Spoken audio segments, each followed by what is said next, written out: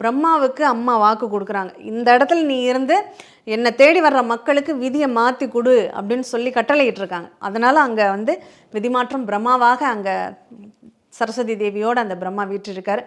4 முகங்களையும் நம்மளால் தரிசிக்க முடியும், 4 முகத்தை பார்த்தும் நம்மளால் கோரிக்கையை வைக்க முடியும் அப்படிங்கிறது இந்த ஆலயத்தினுடைய தனிச்சிறப்பு அப்படின்னு சொல்லலாம்.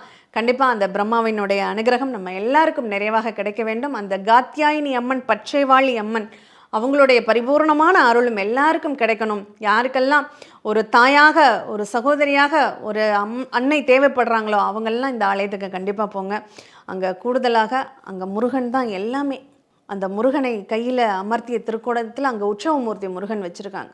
அந்த முருகனுக்கு உள்ள ஒவ்வொரு விசேஷத்தன்னைக்கும் இந்த ஆலயம் ரொம்ப சிறப்பாக இருக்கும். இந்த கார்த்திகை மாதம் பஞ்சதீப விளக்கு அப்படிங்கிறத ஏற்றுவாங்க. அதே மாதிரி மார்கழி மாதம் தெப்போற்சவம் அங்கே நடக்கும். அம்பாள் அருள்வாக்கு வந்து அப்படியே அந்த குளத்தில், பிரம்மதீர்த்த குளத்தில் நீராடுவாங்க. தெப்போற்சவம் அப்படிங்கிறது நடக்கும். வெள்ளிக்கிழமை, ஆடி மாதம் வெள்ளிக்கிழமை ரொம்ப விசேஷம்.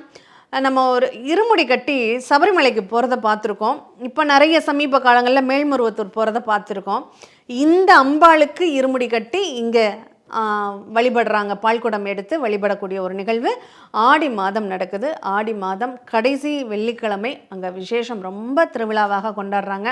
அம்மா அருள்வாக்கில் வீதி உலா வருவாங்க. ஒவ்வொரு வீட்டுக்கும் அந்த தெய்வம் போவாங்க. அவங்களுக்கு அவங்க செய்யக்கூடிய, அவங்க அன்போடு கொடுக்கக்கூடிய அந்த பதார்த்தங்கள் எல்லாம் அவங்க ஏற்றுக்கிறாங்க. அப்படி ஒரு நல்ல ஒரு சக்தி வாய்ந்த ஒரு அற்புதமான ஒரு ஸ்தலம். கண்டிப்பாக வாழ்க்கையில் ஒரு தடவையாவது இந்த கோவிலுக்கு போயிட்டு வாங்க.